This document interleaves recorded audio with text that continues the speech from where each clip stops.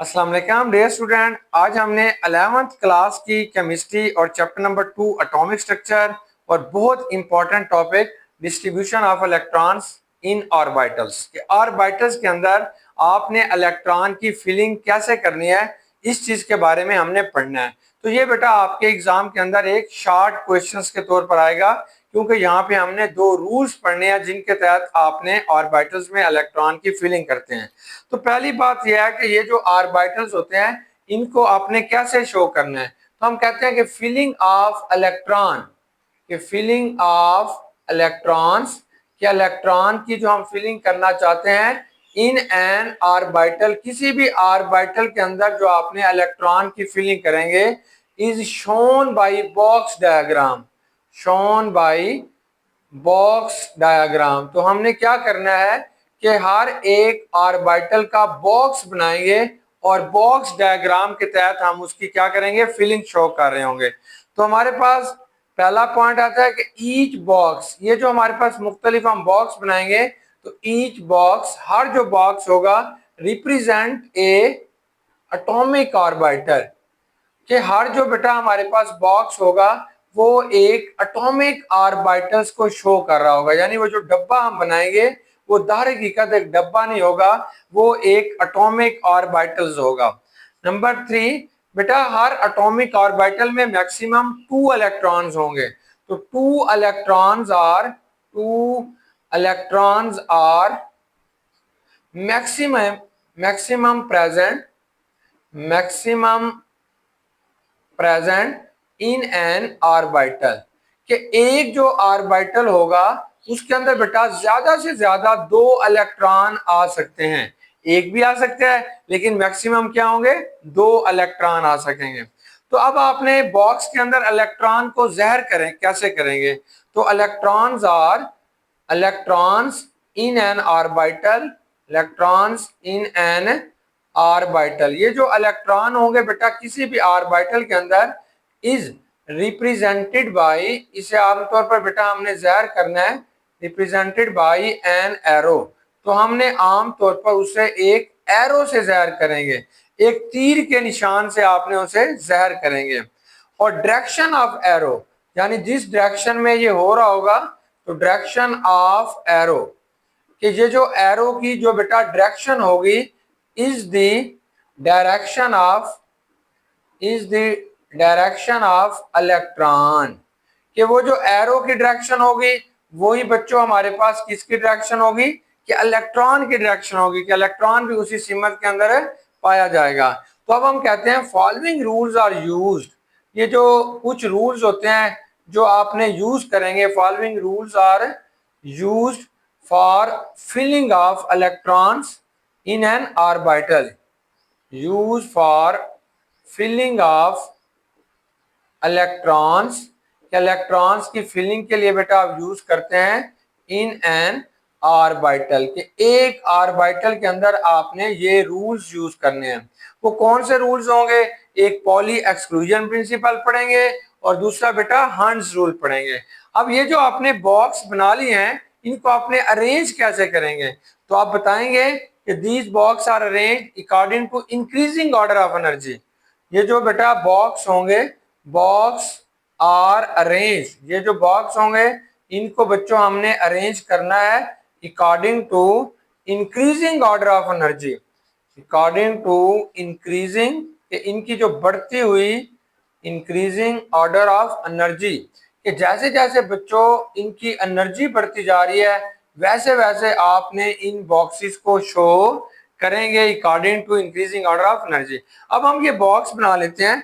For example बेटा ये हमारे पास ना 1s का बॉक्स है, 1s का बॉक्स है, इसके अंदर ये 2 इलेक्ट्रॉन है, ये फर्स्ट ऑर्बिटल है, इसकी एनर्जी कम है। अगर आपने 2s लिखेंगे तो ये 2s है और इसमें भी मैक्सिमम 2 इलेक्ट्रॉन आएंगे, तो ये सेकेंड ऑर्बिटल है और इसकी एनर्जी इससे ज्यादा है।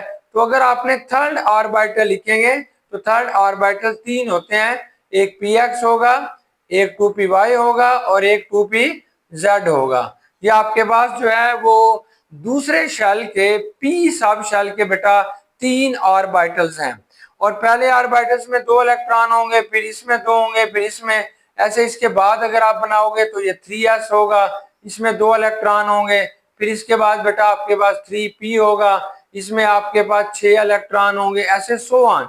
ये इंक्रीजिंग ऑर्डर के साथ आप आगे की तरफ बढ़ते जा रहे हैं। यानी एटॉमिक ऑर्बिटल्स को आपने एक बॉक्स बना के ज़ाहिर किया और फिर इन बॉक्स के अंदर ये जो इलेक्ट्रॉन्स हैं, अब ये जो एरो है ये अपवर्ड है, इसका मतलब है ये क्लॉकवाइज इलेक्ट्रॉन घूम रहा है। ये जो एरो है बेटा ये डाउनवर्ड है, इसका मतलब है ये एंटी क्लॉकवाइज घूम रहा है, स्पिनिंग कर रहा है। और इस तरीके से इन ऑर्बिटल्स को आपने अरेंज किया है। अब कुछ रूल्स आते हैं जिनके तहत आपने इन ऑर्बिटल्स के अंदर इलेक्ट्रॉन की फिलिंग करनी है, अपनी मर्जी से नहीं करनी, कुछ रूल्स के तहत आप फिलिंग करेंगे। पहला जो रूल आता है बेटा इसे हम कहते हैं poly exclusion principle. Poly exclusion principle क्या होता है कि हमारे पास नो टू इलेक्ट्रॉन्स, कि हमारे पास कभी ऐसा मुमकिन नहीं है कि 2 electrons in an atom can have same value of 4 quantum number. हमारे पास टोटल 4 क्वांटम नंबर हैं, तो ऐसा मुमकिन नहीं है कि अगर एक एटम के अंदर 2 इलेक्ट्रॉन पाए जाएं और उन दोनों की चारों क्वांटम नंबर की वैल्यू क्या हो बेटा सेम हो जाए, तो ऐसा मुमकिन है नहीं है। सेकंड इसका यह है कि 2 electrons in an orbital always have opposite spin. अगर एक ऑर्बिटल के अंदर, जैसे ये एक ऑर्बिटल है, इसके अंदर बेटा ये 2 इलेक्ट्रॉन रह रहे हैं, तो इनकी हमेशा अपोजिट स्पिन होनी चाहिए। ये बात ठीक है, ये पॉली एक्सक्लूजन प्रिंसिपल के मुताबिक है। अगर आपने एक बॉक्स के अंदर ये 2 इलेक्ट्रॉन दिखाते हैं और दोनों की स्पिन सेम होती है, तो ये बेटा पॉली एक्सक्लूजन प्रिंसिपल को फॉलो नहीं कर रही। अगर दोनों की स्पिन बेटा डाउनवर्ड होती है तो ये भी बेटा पॉली एक्सक्लूजन प्रिंसिपल को फॉलो नहीं कर रही, हमेशा ये अपोजिट स्पिन होनी चाहिए, फिर ये पॉली एक्सक्लूजन प्रिंसिपल को फॉलो करेगी। अब हम एग्जांपल लेते हैं कि हमारे पास फॉर एग्जांपल ये हीलियम है। हीलियम के पास बेटा 2 इलेक्ट्रॉन होते हैं और 2 के 2 इलेक्ट्रॉन ही 1s में होंगे। अब ये n क्या है, ये बेटा इसका प्रिंसिपल क्वांटम नंबर है, इसकी वैल्यू n की वैल्यू 1 है। ये जो इसका ऑर्बिटल है वो l है बेटा, और l की वैल्यू इसमें 0 होगी, और m की वैल्यू भी बेटा इसके अंदर क्या होगी 0 होगी। चलिए अब हम इसे बना लेते हैं एक छोटा सा टेबल, और टेबल के अंदर आपने बताना है कि कैसे इसकी वैल्यूज होंगे। तो सबसे पहले टेबल के अंदर यहाँ पे आप लिखोगे बेटा इलेक्ट्रॉन, ये इलेक्ट्रॉन है, और यहाँ पे इसके बाद आपने लिखना है प्रिंसिपल क्वांटम नंबर यानी L, फिर एजीम्यूथल क्वांटम नंबर यानी L, फिर आपने लिखना है मैग्नेटिक क्वांटम नंबर यानी M, और फिर बेटा ये स्पिन क्वांटम नंबर होगा। अब हम पहले फर्स्ट इलेक्ट्रॉन के बारे में लिखते हैं, ये जो पहला इलेक्ट्रॉन है, तो ये बेटा फर्स्ट इलेक्ट्रॉन है, इसका पहला इलेक्ट्रॉन है। इसमें ये जो एक लिखा हुआ है ये वाला एक, ये n को ज़ाहिर कर रहा है, तो इसकी n की वैल्यू बेटा 1 होगी, क्योंकि ये s सब शेल के अंदर, ये s ऑर्बिटल के अंदर पाया जाता है, तो l की वैल्यू 0 होगी। और अगर l की वैल्यू 0 होगी तो m की वैल्यू भी बेटा 0 होगी। अब ये वाला जो इसका इलेक्ट्रॉन है ये क्लॉकवाइज घूम रहा है, तो इसलिए बेटा इसे जमा 1/2 आप लिखेंगे। अब आप सेकंड इलेक्ट्रॉन की बात करते हैं, तो ये जो दूसरा इलेक्ट्रॉन है इसमें n की वैल्यू 1 होगी, l की वैल्यू 0 होगी, m की वैल्यू भी बेटा 0 होगी, लेकिन ये एंटी क्लॉकवाइज घूम रहा होगा। तो एक ऑर्बिटल के अंदर अगर 2 इलेक्ट्रॉन पाए जाते हैं तो एक बेटा आपके पास क्लॉकवाइज में रोटेट कर रहा होता है और दूसरा क्या होगा एंटी क्लॉकवाइज रोटेट कर रहा होगा। तो कभी ऐसा नहीं है कि चारों क्वांटम नंबर की वैल्यू क्या हो जाए बेटा सेम हो जाए। अगर चारों क्वांटम नंबर की वैल्यू सेम नहीं हो सकती, किसी एक की बेटा डिफरेंट होगी। अब आपने हीलियम के केस के अंदर आपको अगर वो पूछता है, ये एमसीक्यूज भी आ सकता है कि हीलियम के ये 2 इलेक्ट्रॉन है, तो बताओ दूसरे इलेक्ट्रॉन की स्पिन क्या होगी। तो पहले इलेक्ट्रॉन की स्पिन बेटा हमेशा जमा 1/2 होती है, और दूसरे इलेक्ट्रॉन की जो स्पिन होगी वो आप बताओगे -1/2 होगी। अब बेटा एक और सवाल सुने, वो हमें कहता है कि हमारे पास ये सोडियम है, सोडियम, तो कहता है ये सोडियम जो है इसमें टोटल 11 इलेक्ट्रॉन होते हैं, तो मुझे ये बता दो जो इसका वैलेंस इलेक्ट्रॉन है उसकी स्पिन क्या होगी। वैलेंस इलेक्ट्रॉन की बेटा स्पिन है क्या होगी, तो आप जानते हैं 1s में 2 इलेक्ट्रॉन होंगे, 2s में 2 होंगे, 2p में बेटा 6 होंगे, और 3s में इसका 1 इलेक्ट्रॉन होगा। तो आप बताएंगे ये जो लास्ट इलेक्ट्रॉन है इसकी जो स्पिन होगी वो हमेशा जमा 1/2 होगी। यानी अगर किसी भी ऑर्बिटल में एक इलेक्ट्रॉन रहता है तो उसकी स्पिन जो होती है वो हमेशा जमा 1/2 होगी। अगर दूसरा इलेक्ट्रॉन इसके अंदर पाया जाता है तो उसकी जो स्पिन होती है वो बेटा -1/2 होती है। तो इस तरीके से आपने हर एक के बारे में बताएंगे और यही हमें बताना चाहते हैं पॉली एक्सक्लूजन प्रिंसिपल कि अगर एक ऑर्बिटल में 2 इलेक्ट्रॉन रहते हैं तो वो हमेशा अपोजिटली स्पिन के अंदर होंगे, मतलब एक क्लॉकवाइज घूम रहा होता है और एक एंटी क्लॉकवाइज घूम रहा होता है। अब पॉली एक्सक्लूजन प्रिंसिपल की हमारे पास ना कुछ एप्लीकेशंस आ जाती हैं। अब बेटा हमें ये पता चलता है कि कौन से मॉलिक्यूल जो होते हैं वो पैरामैग्नेटिक होते हैं और कौन से मॉलिक्यूल जो होते हैं वो बेटा डायामैग्नेटिक होते हैं। पैरामैग्नेटिक उसे कहते हैं जो मकनातीस को अपनी तरफ कशिश नहीं करते। ऐसे मॉलिक्यूल जिनको मकनातीस अपनी तरफ कशिश नहीं करता उसे बेटा आपने डायामैग्नेटिक कहते हैं। डायामैग्नेटिक कब होंगे? जब किसी भी ऑर्बिटल में 2 इलेक्ट्रॉन होंगे, एक इलेक्ट्रॉन बेटा क्लॉकवाइज घूम रहा होगा और दूसरा इलेक्ट्रॉन एंटी क्लॉकवाइज घूम रहा होता है। तो ये दोनों जब घूम रहे होते हैं तो इनके घूमने की वजह से मैग्नेटिक फील्ड पैदा होता है, क्योंकि ये 2 इलेक्ट्रॉन जब अपोजिटली स्पिनिंग कर रहे हैं तो ये मैग्नेटिक फील्ड इनका कैंसिल हो जाएगा और इन्हें मकनातीस अपनी तरफ कशिश नहीं करेगा। सच मॉलिक्यूल इज कॉल्ड डायामैग्नेटिक, तो आप इसे डायामैग्नेटिक कहते हैं। अब जैसे सोडियम था, इसके लास्ट शेल में बेटा एक इलेक्ट्रॉन है, तो जब ये एक इलेक्ट्रॉन स्पिनिंग करेगा तो इसकी स्पिनिंग की वजह से जो है मैग्नेटिक फील्ड पैदा होगा और मकनातीस इसे अपनी तरफ कशिश करेगा। तो इसलिए हम कहते हैं कि ये जो सोडियम होगा ये पैरामैग्नेटिक होगा because it contain a unpaired electron. तो इस तरीके से आपने पॉली एक्सक्लूजन की डेफिनेशन को देखा है। अब हमने हंट्स रूल को देखते हैं। ऑर्बिटल्स के अंदर जो इलेक्ट्रॉन की फिलिंग करनी है तो इसका जो सेकंड रूल हमारे पास आ रहा है उसे बेटा हम हंट्स रूल कहते हैं। तो हंट्स रूल को समझने के लिए आप एक एग्जांपल समझें कि हमारी एक क्लासरूम के अंदर बेटा 3 स्टूडेंट आते हैं। वो 3 स्टूडेंट है एक क्लासरूम के अंदर आके इंटर होते हैं। तो वहां पे बेटा 3 चेयर्स पड़ी हुई हैं, ये पहली चेयर है, ये दूसरी चेयर है और ये तीसरी चेयर है।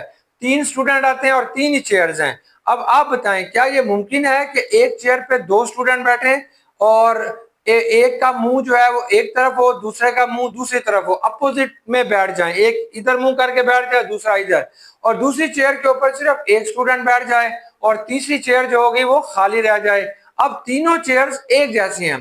क्या ये मुमकिन है कि वो जो 3 चेयर्स पड़ी हुई थी वहां पे तीनों स्टूडेंट आके बैठते हैं और तीनों का मुंह जो होता है वो एक तरफ होगा? क्या ये मुमकिन है?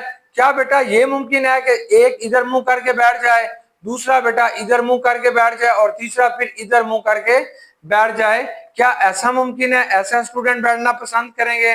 तो आप कहते हैं नहीं, ऐसा तो हो नहीं सकता कि अगर आपके पास एक जैसी चेयर्स हैं जो बिल्कुल बराबर हैं और फिर भी बेटा ये 3 स्टूडेंट जो हैं वो एक में 2 घुस के बैठते हैं, और ये वाला तो बिल्कुल मुमकिन नहीं है। ये भी मुमकिन नहीं है कि एक इधर मुंह करके बैठेगा और दूसरा बेटा उसके अपोजिट साइड पे मुंह करके बैठेगा, तीसरा फिर ऐसे, ये मुमकिन भी नहीं है। और आम तौर पर यह तरीका सबसे बेहतरीन है कि तीनों एक एक कुर्सी के ऊपर बैठ जाएं और तीनों का मुंह जो है वो एक साइड के ऊपर हो जाए। तो यही बेटा हमें हंट्स बताते हैं। अगर हमारे पास ये जो पी सब शेल होता है बेटा, हमारे पास ये पी सब शेल है। P sub shell consist of 3 orbitals. P sub shell जो होता है वो 3 ऑर्बिटल्स पर मुश्तमिल होगा। पहला जो इसका ऑर्बिटल होता है उसे पी एक्स कहते हैं, दूसरा जो ऑर्बिटल होगा पी वाई कहते हैं और तीसरा जो ऑर्बिटल होगा वो पी जेड है। और इसी तरीके से बेटा ये पी सब शेल के दूसरा आपके पास आता है, ये भी पी सब शेल है, ये पी एक्स है, ये पी वाई है, पी जेड है। अब 3 इलेक्ट्रॉन्स को इसके अंदर ऐड करने हैं।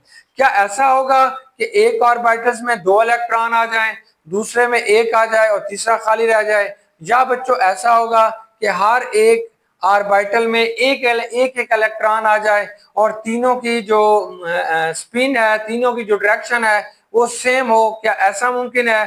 तो हंस हमें कहता है कि ये वाला जो है रूल ये बिल्कुल ठीक है, लेकिन ऐसा मुमकिन है नहीं है कि 2 अपोजिट डायरेक्शन में बैठे, ऐसा मुमकिन है नहीं है। तो कितना खूबसूरत इसका रूल है, नेचर के करीब है, कुदरती तौर पर भी हम इसे एक्सप्लेन करते हैं।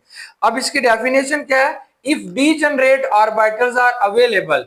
डीजनरेट कहते हैं जिनकी एनर्जी सेम होती है, शक्लें सेम होती है, सब कुछ सेम होता है, that is called degenerate. If degenerate orbitals are available and more than 2 electrons are to be placed in them.